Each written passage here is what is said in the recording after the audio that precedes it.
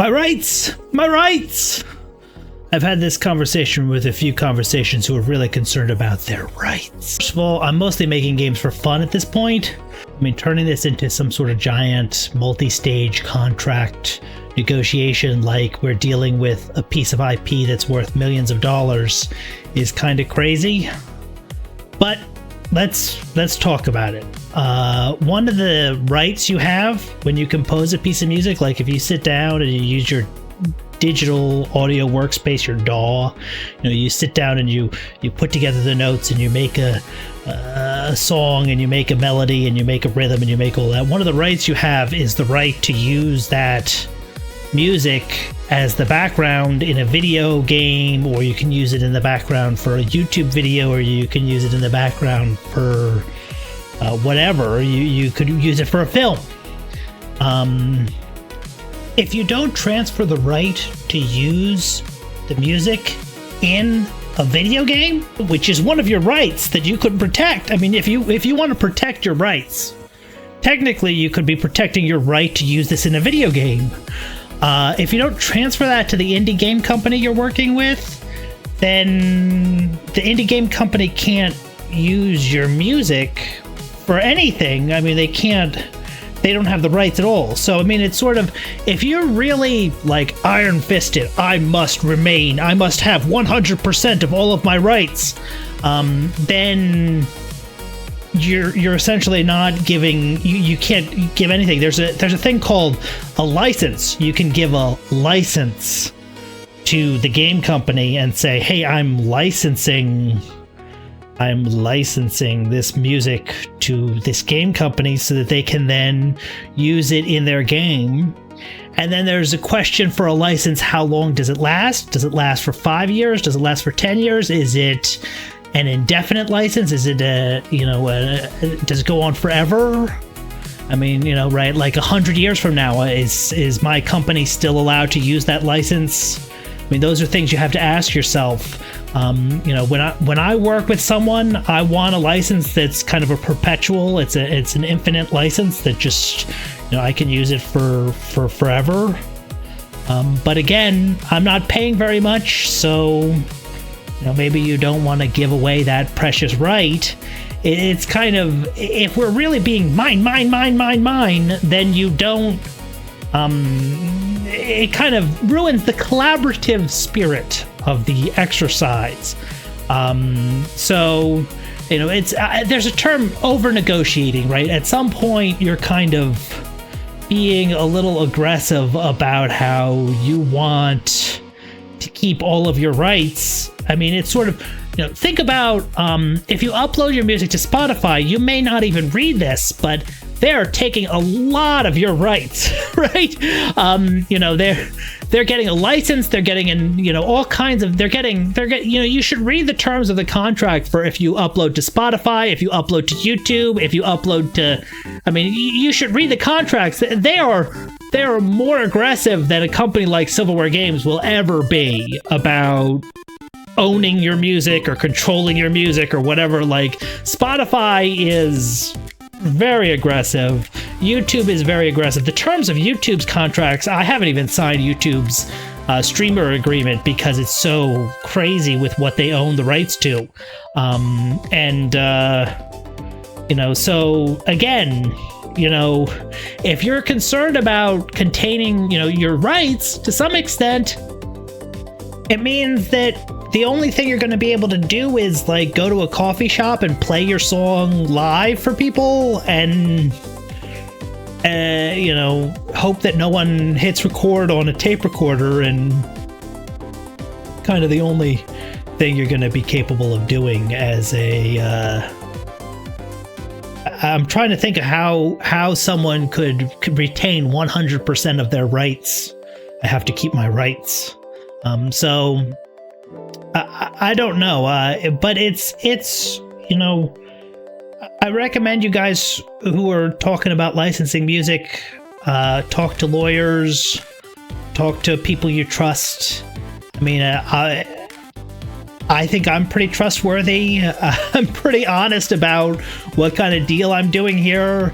I'm pretty honest about what you get. I don't think anybody who's ever worked with me has been disappointed in their deal. I always give people credits for what they're, I credit people on what they're making. I mean, people seem to like to work with me when they get the chance.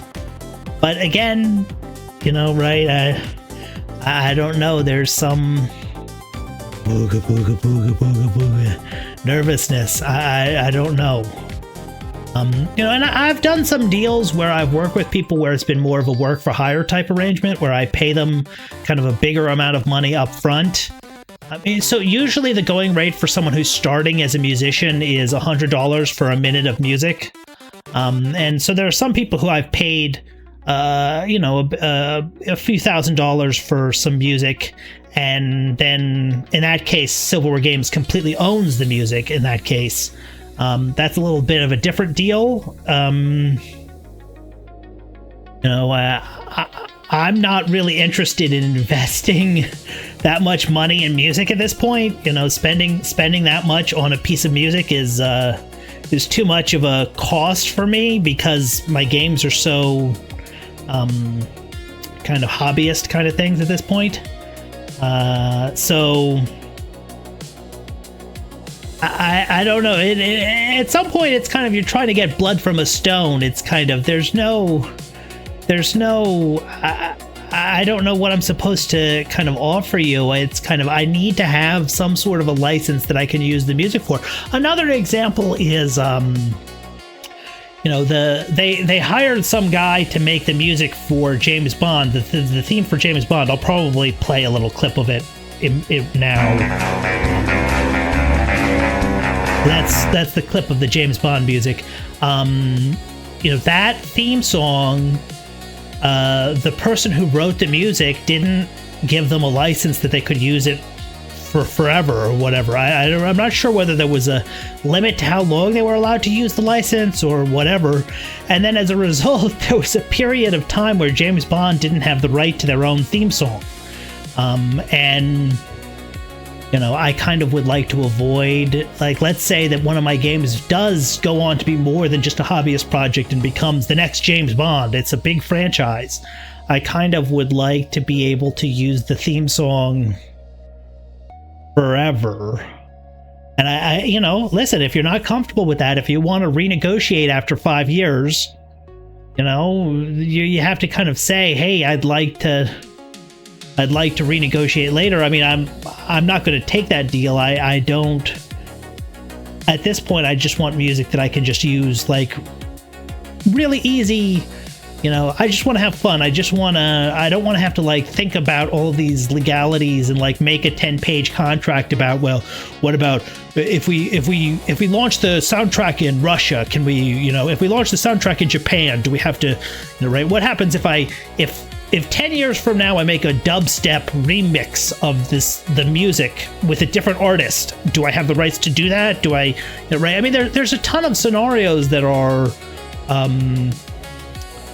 abstruse. They are weird, that I just don't want to have to kind of fight every step of the way with this music. I just want something that's easy to work with.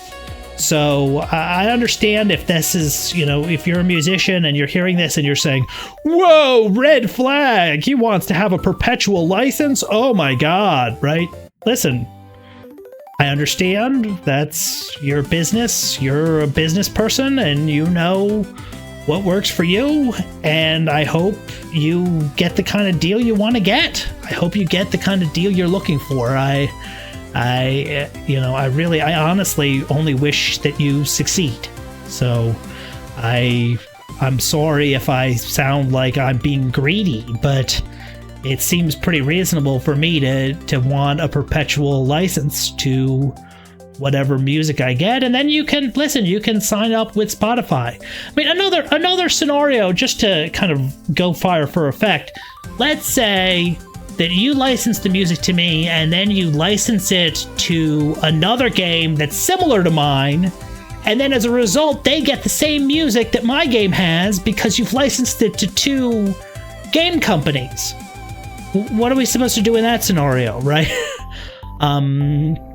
and so again, there are a lot of like questions that you could ask about what happens in this scenario, what happens in that scenario.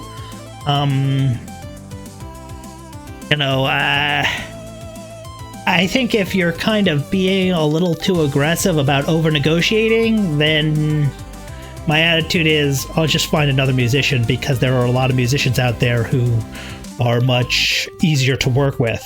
And again, I hope you find the people you want to work with and your friends and you're friends with them and you trust them and you believe in them and you're a good fit, because I just want an easy contract. I don't want to have to spend $1,000 on lawyers for a $10 song.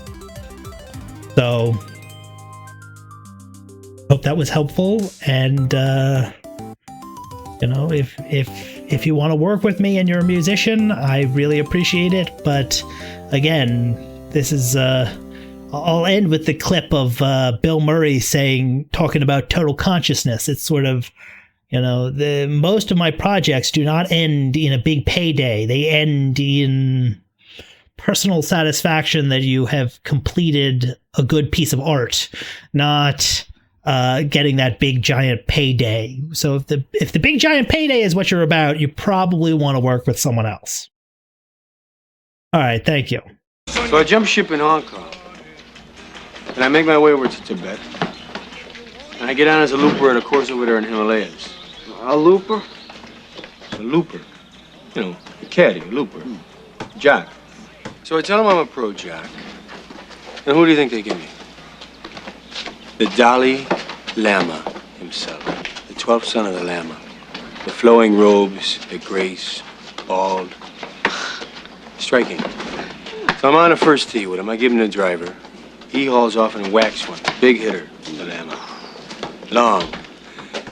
Into a 10,000-foot crevice right at the base of this glacier. Do you know what the Lama says? No. Gunga Galunga. Gunga Gunga La Gunga. So we finish 18, and he's gonna stiff me. And I say, hey, Lama, hey, how about a little something, for the effort, And he says, there won't be any money. But when you die, on your deathbed, you will receive total consciousness. So I got that going for me, which is nice.